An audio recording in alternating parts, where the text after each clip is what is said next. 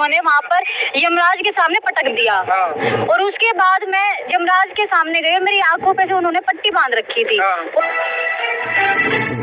Caption आपने पढ़ लिया है कि 18 साल की लड़की यमराज से मिलकर हुई जिंदा। फिलहाल इस वक्त रोहतक हमारी टीम मौजूद है भाई, ये सच्ची घटना। फिलहाल ये वो लड़की है भाई जो 18 साल की उम्र में तकरीबन 1 घंटे के लिए मृत अवस्था में चली गई थी और भाई यमराज के दर्शन करके वापिस कैसे जिंदा हो गई। बहुत सारे साथियों के कमेंट रहेंगे भाई क्या ये सच्ची घटना है, कैसा भी हो सकता है। बहुत बार आपने बड़े बूढ़ों से ऐसी बातें सुनी थी भाई, जो बड़े बूढ़े थे कोई 2 घंटे, कोई 4 घंटे, कोई 1 घंटे के बाद वापिस जिंदा हो जाता था। फिलहाल ये जीता जागता उदाहरण रोहतक का है। ये लड़की है भाई। फिलहाल गुड़िया उठ ले बेटा, उठ ले। क्या बात है, उठो एक बार। ये बात बताओ अजय भाई, मेरे दीदी भी है ना, कैसा हो रहा है भाई, मत को उठाओ गुड़िया, लाओ उठाओ एक बार, सारा दे दो थोड़ा एक बार भाई। 1 घंटे के लिए जो इसके परिवार वाले और इन बहनों ने बताया भाई, 1 घंटे के लिए ये मरकर जिंदा हुई है। फिलहाल विश्वास नहीं हो रहा है।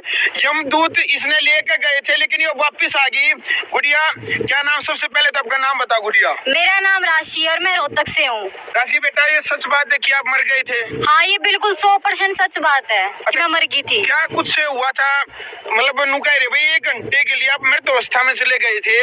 वो जो 1 घंटे का जो सफर रहा है उसमें क्या क्या आपने देखा, क्या क्या अनुभव आपका रहा, बताओगे एक बार।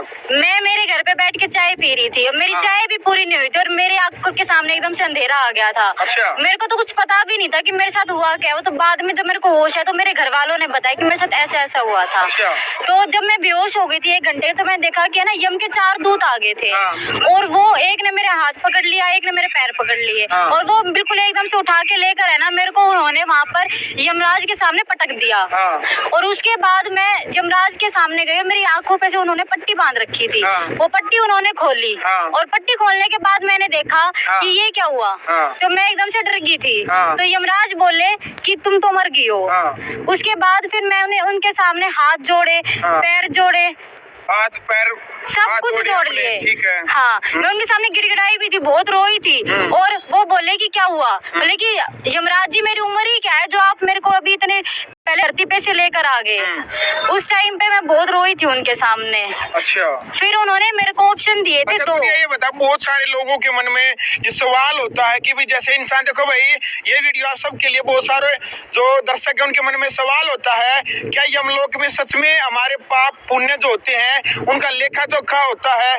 भाई हम धरती के ऊपर आए हैं, हमें धर्म करना चाहिए, नहीं करना चाहिए, भाई पाप से बचना चाहिए। गुड़िया आपने कुछ ऐसी एक्टिविटी वहाँ पर लेखा जोखा, भाई स्वर्ग लोग नरक लोग है, कोई ऐसी एक्टिविटी देखी आपने? हाँ, मैंने देखी थी। उन्होंने है ना मेरी फाइल निकाली थी। अच्छा। मेरे कर्मों की। मतलब मैं देख के शौक हो गई थी, मतलब ऐसा ये मैं अपनी आंखों से देख रही हूँ क्या। तो है ना उन्होंने मेरी फाइल निकाली, उन्होंने देखा कि मैंने तो पाप किए ही नहीं, मतलब पाप से ज्यादा तो मेरे पुण्य थे, यानी कि मैं बढ़ोतरी पे थी। अच्छा, बाकी के जो है वहाँ पर भी मतलब ऐसा लेखा जोखा चलता है? हाँ बिल्कुल। अच्छा, ये तो बात स्वर्ग मतलब वहाँ यमलोक की है भाई, यमराज की जो एक्टिविटी आपने बताया है।